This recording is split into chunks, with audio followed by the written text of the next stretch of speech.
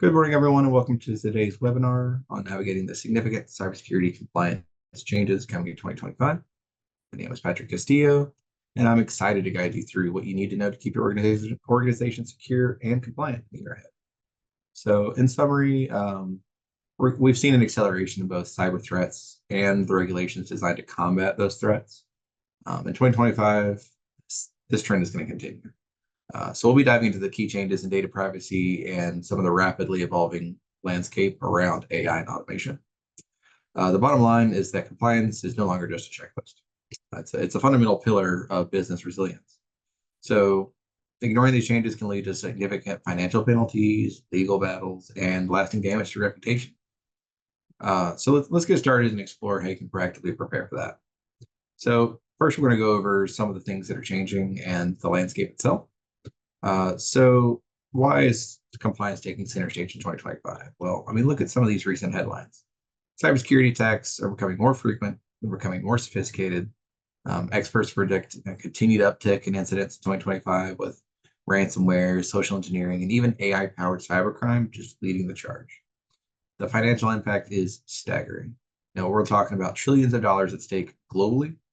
So this isn't just about avoiding fines anymore. This is also about protecting your business from potentially devastating losses. So adding to all this complexity, we're seeing a real patchwork of cybersecurity regulations across different countries in different states within the US. In fact, CISOs are reporting that navigating these different requirements is becoming a major challenge. But despite the complexity, these regulations are vital. They provide the framework, which is just a set of guidelines to help us build these stronger cybersecurity defense. So in 2025, cybersecurity compliance, it's not legal necessity anymore. Like I said, it's core element of running a secure and sustainable business. So, what's a key driver in this? What's driving all this change? Well, there's several factors here. First, the severity and sheer number of high-profile cyber attacks we've witnessed that expose vulnerabilities. And these often lead directly to the regulations that are updated or created, and they're all aimed at preventing similar incidents from happening. Second, the rapid pace of technological advancement is just a major catalyst. Think about AI, for instance. This technology brings incredible opportunities, but also creates new security challenges and expands potential attack surfaces. The regulators work pretty hard to keep pace, not with just AI, but all the technology. And they're updating existing standards and developing new ones to ensure that these advancements are accompanied by appropriate safeguards. Finally, there's a growing global focus on protecting personal data. We've got regulations like GDPR and CCPA out of California that have set the standard. We're seeing more and more countries adopting similar principles around transparency, user consent, and data minimalization, so that data privacy.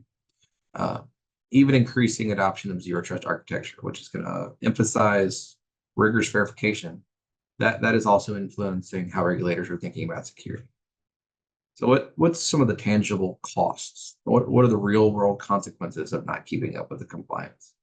Well, the costs are significant, and they go far beyond just administrative headaches.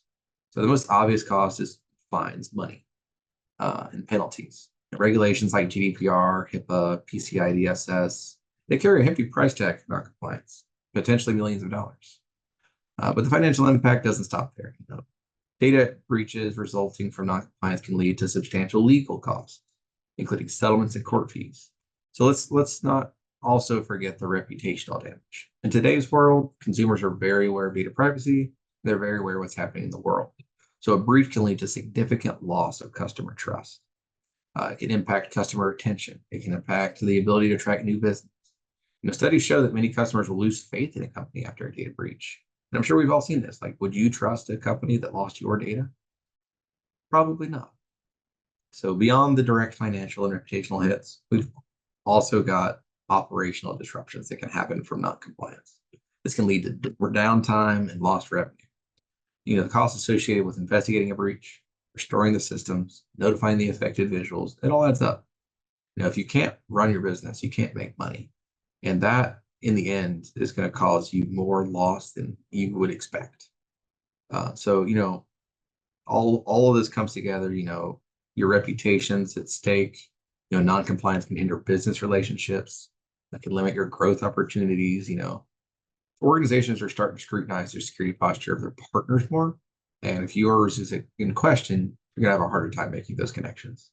So, we see this across various sectors. For example, healthcare consistently faces the highest data breach costs due to the sensitive nature of patient information. Similarly, financial services industry deals with a complex web of regulations that can lead to significant costs if not followed. The message is clear. Proactive compliance is a critical investment in your organization's future. And you'll hear me say this kind of things a lot. There's going to be a lot of repeating just because of how important some of this stuff is. So, proactive compliance. Given the evolving and dangerous threat landscape we're in, a reactive approach to cybersecurity compliance just isn't going to cut it anymore. You still have reactive components, but we need to be proactive. This means actively monitoring emerging cybersecurity trends, implementing solutions like behavioral analytics, zero trust architectures. These advanced measures can help detect threats early, reduce response times, and potentially minimize damage. So staying ahead of the curve, so to speak. But staying ahead of the curve, we can close some of these security gaps before they're exploited, which will help you in the future. Strategic leaders need to understand that investing in cybersecurity is not just an expense. It's a crucial way to protect the brand and maintain customer trust. Strategic leaders understand that they need to pay for HR. They understand they need to pay for marketing. They just need to also understand that they need to pay for cybersecurity. A proactive stance on that compliance will help you avoid those significant financial penalties and legal issues we talked about earlier. Just embrace a mindset of continuous vigilance and adaptation. It's key to navigating the complexities of the compliance environment in 2025 and onward. You have to make sure that your organization is prepared for long-term resilience. So, what are some of the key changes for 2025? Well, let's look at data privacy. Data privacy is going to be a major area of focus. Globally, data privacy regulations are moving towards giving individuals more rights. So giving them more control over their personal data. So most of you know about GDPR. It's the cornerstone of data privacy within the EU. Their expected updates for 2025 are kind of focusing on AI and automated decision-making, as well as cross-border data transfers. We're likely to see continued increases in penalties for significant data breaches as well. Beyond the EU, there's other countries developing laws. There's also within the United States, CCPAs, the California one's pretty big. Once again, emphasizing transparency, consent, and data minimalization. Another noteworthy development is the enforcement of the EU's AI Act of 2025. This is the world's first comprehensive regulatory framework for AI. There's a few others that I'll mention later. While focused on safety and ethics, it has major implications for data privacy as well, which is why I'm bringing it up now, especially concerning the data used to train AI systems. The AI Act mandates transparency, data minimalization, fairness, and AI use. You're going to hear transparency and data minimalization a lot. It's a key theme across the board.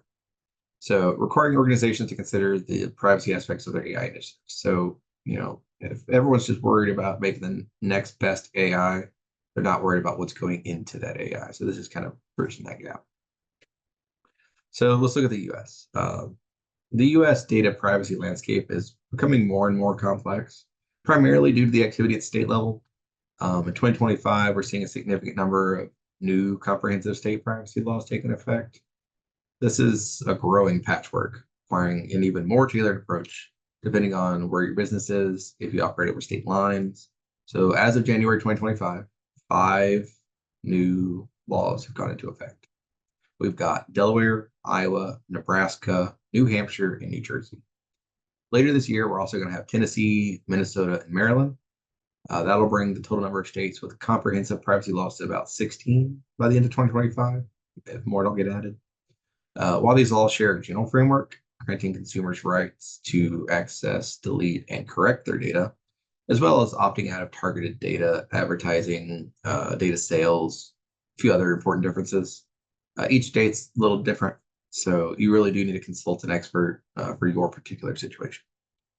So how does data privacy and compliance kind of play together? So It's critical to remember that data privacy and cybersecurity compliance are deeply intertwined.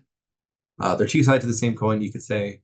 When it comes to protecting that sensitive information, data privacy regulations will often mandate the specific or mandate the implementation of specific security measures to safeguard that personal data that they aim to protect.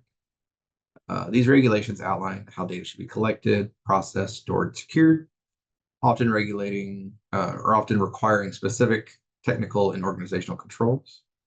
The increasing complexity of these privacy laws is driving a greater focus on privacy and security by design, just meaning that we need to build these considerations into the systems from the beginning. So instead of trying to think about privacy and security later, while you're in the implementation or design stages, you're thinking about this.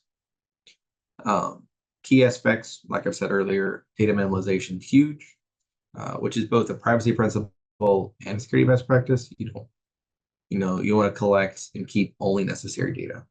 So that's going to reduce your attack surface, because if you have all this data you don't necessarily need, that's just more things that can be taken. You need to have strong data governance. That includes classification of the data, access controls for your data. That's vital for both privacy and security. Furthermore, data privacy regulations often include breach notification requirements. That just whenever an organization needs to promptly report breaches that happen, especially if they involve personal data, that's directly triggered as part of your cybersecurity incident response protocols, if well done. So that highlights the need for well-defined and tested procedures. So it's essential to have a holistic approach. You want to look at everything when it comes to data protection. So that's where privacy informs security, security informs privacy. So they're together. Next big topic. Let's talk about AI and automation. So it's a rapidly evolving world. There's been a lot of things that happened in 2024. I'm sure we will see a lot of things in 2025. From the regulatory landscape for AI and automated systems, it's quickly taking shape. So there's the EU AI Act I mentioned earlier. It starts being enforced this year. It's an important piece of legislation. It mandates transparency, data minimalization, fairness in AI development and deployment, using a risk-based approach that imposes stricter rules on higher risk AI applications. In the US, there's no overarching federal law around AI. There's several states that are actively considering or have enacted some AI-related legislation, but these state-level efforts often focus on issues like algorithmic discrimination, transparency, and protecting consumer rights in the AI-driven decisions. For example, California has an AI Transparency Act coming in 2026, and states like Colorado and Virginia have legislation concerning high-risk AI systems. This emerging and somewhat fragmented regulatory landscape in the US, alongside the EU's comprehensive approach, creates a complex compliance environment for organizations, increasingly using AI in their operations. So, we're kind of seeing this AI regulation take the same path as privacy, where each state's kind of having its own thing without a real overarching path. So, what is the impact of this AI? So AI is a double-edged sword in cybersecurity. On one hand, you got cyber criminals using AI to develop sophisticated and evasive attacks, AI-driven malware that can just mutate to avoid detection, AI that can create highly personalized and convincing phishing attacks, including deepfakes. Now, you feed in all the information on somebody, AI spits out a very convincing representation of that person. AI's ability to analyze vast amounts of data can also help attackers just find and exploit vulnerabilities more efficiently. They're not having to go and manually parse all the data. However, AI is also a powerful tool for strengthening cybersecurity defenses. AI-driven cybersecurity solutions can analyze the network traffic, the user behavior, the system logs, all in real time to detect anomalies and potential threats that traditional systems might miss.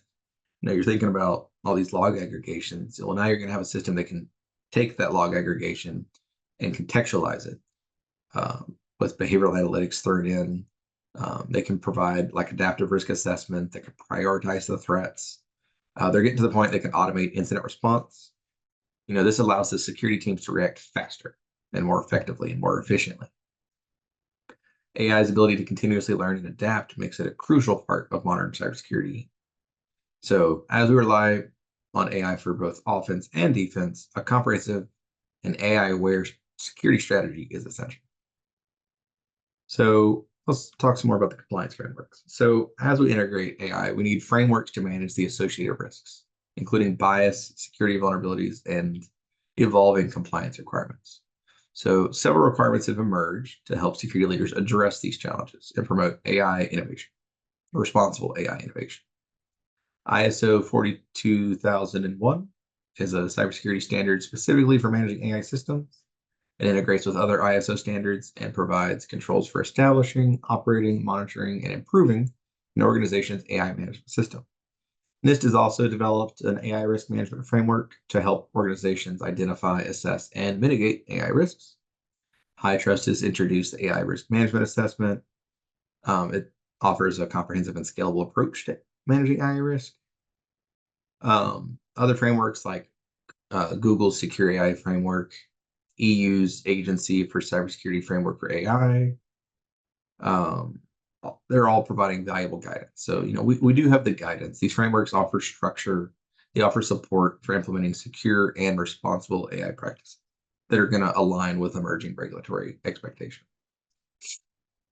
So, that makes you think, what should you and your business do now for compliance? What can you do to prepare? Well, the first step is you need to conduct thorough and regular risk assessments. This is fundamental for identifying vulnerabilities in your system, processes, and even employee behavior. How do you know what's important? We have to assess it. Once you know what's important, you can know what you need to protect. So, assess current compliance posture, pinpoint those areas that need improvement, identify all the sensitive data, where is it stored, how is it accessed, what are the potential risks for how you're doing that. These insights will guide your risk mitigation strategies. You don't know your risk unless you look. So what are some things you can do? So implementing and continuously strengthening your foundational security controls. It's very important. So consider adopting zero trust architecture. Operate on that principle of never trust, always verify. Implement multi-factor authentication. That's an extra layer of security that should be on, frankly, everything. Use strong encryption, both at rest and in transit. If they try and get to your data where it's at, it's encrypted. If they try and get to your data while it's moving around, it's encrypted. With remote work being as common as it is in the post-COVID world, you need to make sure that you have robust endpoint protection and that encryption for all your data. So what, you need to have moving on from that, you need to have a plan for when things go wrong. So you need to have a well-defined, regularly tested incident response plan. It's very important. You have to minimize the impact for when a cyber incident does happen. And they're needed for regulatory requirements, for timely reporting, and just it's required to have one. So your plan should outline clear procedures for identifying, containing, and mitigating the threats, as well as recovering and post-incident review. That's how you learn from the incident.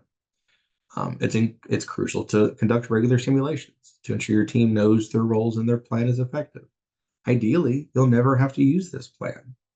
But when it does, if it was made 3 years ago and it hasn't been updated and no one's read it anytime recently and an incident actually happens, that's when all the stress happens. When you're stressed, you're not going to think properly. You need to have this ingrained in you on what to do. It helps everything run properly and ensures the most prompt recovery that you can anyway. You need to prioritize employee cybersecurity awareness training. Human error, frankly, is probably the biggest factor in most breaches. So comprehensive, ongoing employee cybersecurity awareness is vital. You need to educate them on recognizing phishing. You need to educate them on data handling, on how to use strong passwords, how to report suspicious activity, the incident response procedures. If they see something that they think is an incident, they need to know how to tell you. You need to foster this security first culture where awareness is part of everyone's routine. Security should be first of mind for everybody, even if you are not a cyber company, even if you're not an IT company, because no matter what kind of company you are, if you get breached, it's affecting you. So, third party, every company uses third parties in some capacity. So it's the interconnected nature of business as a whole. So we need to enhance how we're doing risk assessments and risk management on these third parties, because our vendors are important. The supply chain is important. If someone gets compromised down the line, it can still get to you. You need to thoroughly assess the security practices of your vendors and ensure that their networks are secure. Because if they process data on your behalf and they get compromised, you might as well have been compromised at that point. So just keep that in mind. You need to implement strict third-party risk management protocols, including due diligence, including regular assessments. If you're a software supply chain, consider implementing software bills of materials so you know all the different pieces of software that are within your supply chain. That gives you better visibility to those third-party components. Let's talk about monitoring. You need to implement continuous monitoring and alerting systems to detect and respond to threats in a timely manner.